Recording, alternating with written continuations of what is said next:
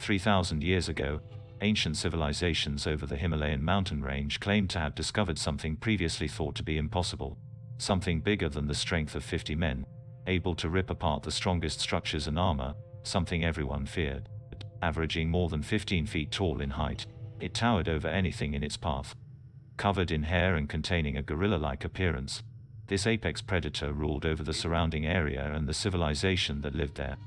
Although this creature seemed to mysteriously disappear approximately 1,000 years ago, it was rumored to still exist today and may be hiding under northern India's mountain range of where many know it as Bigfoot. On January 17, 2007, Jim Whittaker and Mark Cuban entered a forest located on India's northern mountain range, in hopes of finding the creature that was said to be a myth. This is their story. 15 years ago, me and my buddy Mark sitting around the house one day, and this headline caught my eye when I was reading this newspaper, and I knew then that it was our next adventure. It had to be done, it had to be conquered. What Jim had seen that sleepy Sunday was one bolded headline reading, "Bigfoot sighting near MiDfOT Creek." Little did they know, but that split-second decision would change their lives forever. I remember the day like it was yesterday. Mark didn't seem too keen on the idea, but I unknowingly pushed him right forward. Everything was going very smoothly the first couple of hours. Having a good time, hiking along, talking, looking at the snow, looking at the mountains, looking at what's ahead. But something did go horribly wrong that fateful Sunday afternoon, and only one would ever make it out. We were having a good time, not a thing on our minds. We then discovered something that is just unbelievable. Jim and Mark continued their hike, unknowingly thrusting themselves deeper and deeper into MiDfOOT territory. Being unknowingly watched and targeted from the shadows is MiDfOOT's next meal. It then hit me, all at once. It hurts my brain even describing this. I mean, just across the underbrush, I've seen this figure I've never seen before. I don't even know how to describe it, really.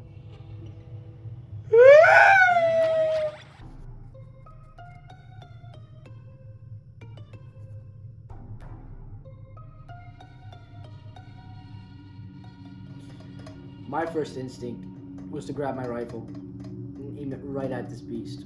Not only to keep it as a trophy, which I've wanted my whole life, but because this thing was headed right towards me.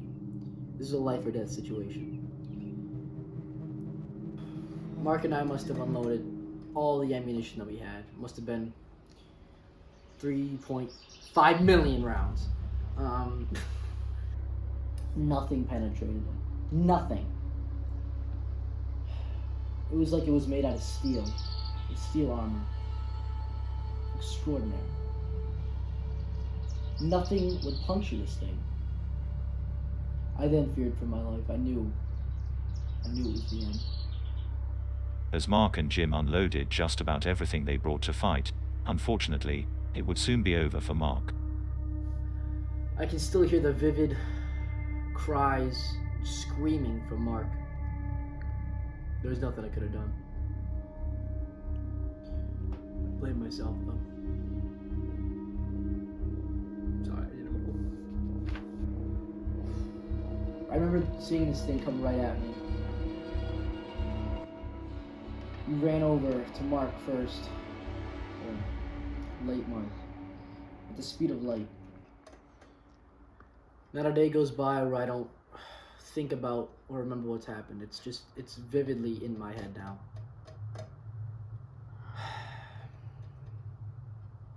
Yeah, sometimes I just want to fucking kill myself.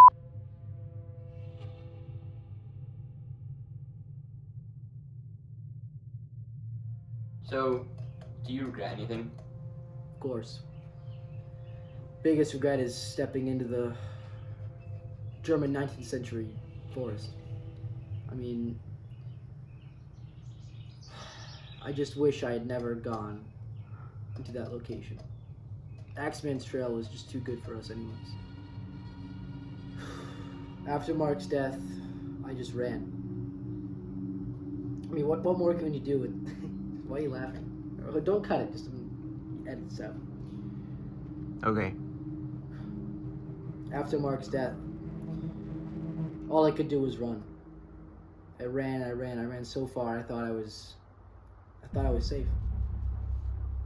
But I forgot, MiDfOOT, speed of light, you just run so fast.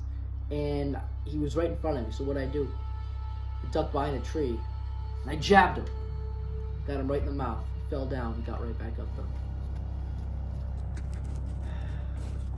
We ran a scrap, put up a good fight. I tripped on a fucking rock.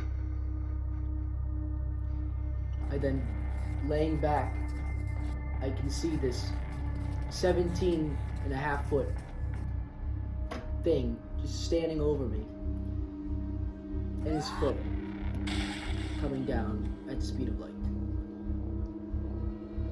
And then it went black. I thought I was dead. Jim suffered severed head trauma from blows to the skull. He had 7 broken bones and organs. He barely survived. Mark's body was unrecognizable. Sometimes I get mail. People send me stuff, other Bigfoot hunters, they tell me I get inspired. So basically my life just consists of getting mail. It's like the only thing that makes me happy anymore. Let's see what we got today. I got nothing. That's what we got today. They ask you how you are, you just have to say that you're fine when you're not really fine. You just can't get into. My life will never be the same. I mean, I'm just thankful I'm alive. But that's it. That's my story.